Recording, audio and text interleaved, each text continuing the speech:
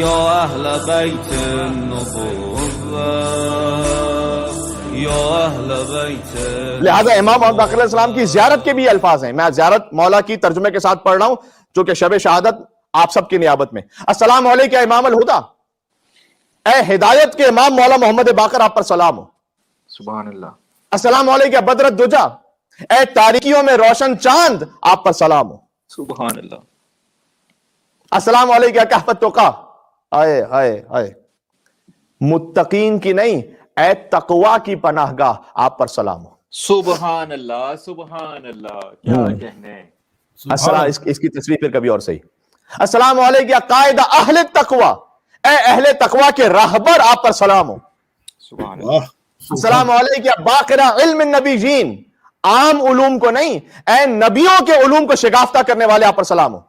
سبحان اللہ. جو نبیوں کے علوم کو آگے پہنچاتے ہیں. السلام علیکم زین السماوات والارضین، اے آسمانوں اور زمینوں کی زینت میرے مولا محمد باقر، آپ پر سلام ہو. واہ.